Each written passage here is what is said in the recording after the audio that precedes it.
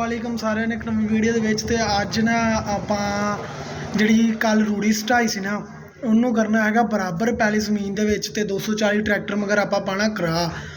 ਤੇ ਕਰਾ ਪਾਉਣ ਤੋਂ ਪਹਿਲੇ ਆਪਣਾ ਟਰੈਕਟਰ ਦਾ ਕੁਝ ਖਰਾਬ ਹੋਇਆ ਸੀ। ਮੈਂ ਬੈਠਾ ਵਰਕਸ਼ਾਪ ਦੇ ਉੱਪਰ, ਉਹ ਸਾਹਮਣੇ ਦੇਖੋ ਦੋ ਟਰੈਕਟਰ ਦੇ ਦੋ ਹਿੱਸੇ ਕੀਤੇ ਆ। ਮੈਂ ਵਰਕਸ਼ਾਪ ਤੇ ਆਇਆ ਹੋਏਗਾ ਸੀ, ਵਰਕਸ਼ਾਪ ਤੇ ਆਇਆ ਹੋਏਗਾ। ਟਰੈਕਟਰ ਖੜੇ ਹੈਗੇ ਆ। ਆਪਣਾ ਖੁਰਕ ਦਾ ਤੇਲ ਲੀਕਦਾ ਸੀ ਲਿਫਟੀ ਪੰਪ ਲਾਗੋਂ, ਤੇ ਉਹ ਭਾਈ ਉਹਨਾਂ ਨੂੰ ਠੀਕ ਕਰਨ ਦੇ ਆ। ਸਿਲੀਕੋਨ ਵਗੈਰਾ ਵੀ ਲਾ ਕੇ ਚੈੱਕ ਕਰ ਲਈ ਯਾਰ।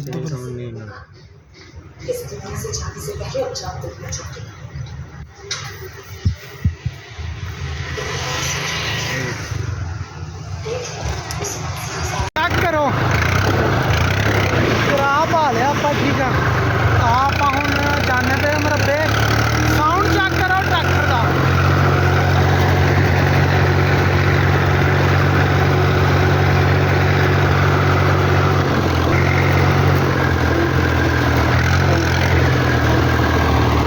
ਸਾਰੀ ਨਾ DAP ਆਪਣੀ ਪਈ ਆ। ਠੀਕ ਆ, ਐਰਕੀ ਆਪਾਂ DAP ਮੁੱਲ ਨਹੀਂ ਪਾਣੀ। DAP ਦਾ ਰੇਟ ਹੀ ਬਹੁਤ ਜ਼ਿਆਦਾ ਵਾ। ਤੇ ਕਿੱਲੇ 'ਚ ਆਪਾਂ ਪਾਈਆਂ 12,000 ਰੁਪਏ ਦੀ ਆਪਣੀ ਪਵਾਈ ਪਈ। ਮਤਲਬ ਬੰਦੇ ਪਾ ਕੇ ਨਾ ਭਰ ਕੇ ਡੱਬੇ ਦੇ ਨਾਲ ਸੁੱਟ ਕੇ ਗਏ ਆ। ਤੇ ਉਹ 85 ਆ ਗਿਆ ਆਪਣਾ। ਮੈਂ 35 ਤੇ ਬੈਠਾ ਵਾਂ। ਠੀਕ ਆ, ਤੇ ਹੁਣ ਈਅਰਬਡ ਦੇ ਨਾਲ ਆਪਣਾ ਕੋਈ ਨਾਤ ਵਗੈਰਾ ਸੁਣਦੇ ਆ।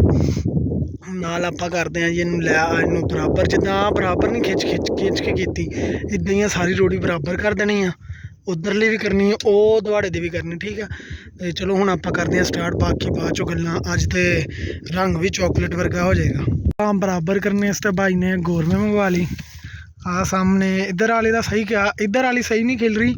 ਆਹ ਕਿਆਰਾ ਦੇਖ ਲਓ, ਸਾਰੀ ਜਗ੍ਹਾ ਤੇ ਮਾੜੀ ਮਾੜੀ ਖਿਲਰ ਗਈ ਆ। ਠੀਕ ਆ, ਤੇ 85 ਆਪਣਾ ਉਹ ਸਾਹਮਣੇ ਖੜਾ। ਠੀਕ ਆ, ਹੁਣ ਦਿਖਿਆ ਉਹ 85 ਖੜਾ ਆਪਣਾ। ਤੇ ਉਹ ਧਾੜ ਵਾਲੀ ਜਿਹੜੀ ਆ ਨਾ ਉਹ ਵੀ ਵਾਹਣੀ ਹੈਗੀ ਆਪਾਂ ਅਜੇ। ਚਲੋ ਧਾੜ ਵਾਲੀ ਵੀ ਵਾਵਾਂਗੇ। ਹੁਣ ਡਿਸਕਾਂ ਲਿਆ ਕੇ 135 ਤੇ ਡਿਸਕਾਂ ਚਲਾ ਕੇ ਵੀ ਚੈੱਕ ਕਰਾਂਗੇ ਕਿੱਦਾਂ ਦੀ ਪਰਫੋਰਮੈਂਸ ਦਿੰਦਾ। ਤੇ ਫਿਲਹਾਲ ਆਹ ਰਹਿ ਗਈਆਂ 4 ਘੁਟੇਰੀਆਂ ਖਿੱਚਣ ਵਾਲੀਆਂ। ਬਰਾਬਰ ਕਰਕੇ ਤੇ ਆਪਾਂ ਨਿਕਲ ਜਾਣਾ ਘਰੋਂ ਜਾ ਕੇ। ਤੇ ਆਪਾਂ ਲੈ ਕੇ ਆਉਣੀਆਂ ਡਿਸਕਾਂ ਫੇਰਨੀਆਂ ਇਹਨਾਂ ਤਿੰਨਾਂ 'ਚ, ਇਹਦੇ 'ਚ ਤੇ ਇਹਦੇ ਵਿੱਚ। ਸ਼ਾਇਦ ਆ 2 ਕਨਾਲਾਂ 'ਚ ਵੀ ਫੇਰੀਏ। ਫੇਰ ਕੇ ਜਦੋਂ ਆਪਾਂ ਫਾਰਗ ਹੋ ਜਾਵਾਂਗੇ, ਫਾਰਗ ਹੋਣ ਤੋਂ ਬਾਅਦ ਫਿਰ ਆਪਾਂ ਜਾ ਕੇ ਜਾਨਵਰਾਂ ਦਾ ਕਰਨਾ।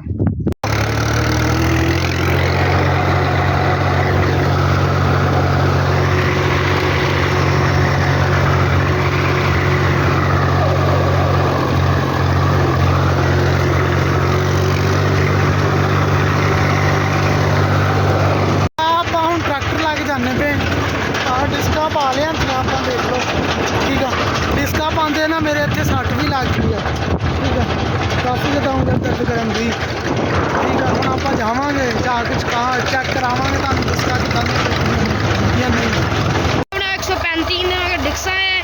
ਆਹ ਖਾਲਾ ਲੰਘਣਾ ਇਹਨੇ ਜੀ, ਦੇਖੋ ਜੀ।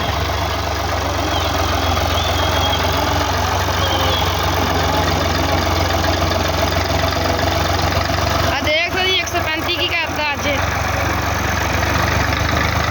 ਆ ਲੋ ਜੀ ਟਾਇਰ ਘੁੰਮਣ ਲੱਗ ਪਏ ਨੇ, ਦੇਖੋ ਜੀ ਮਗਰ ਡਿਕਸਨ।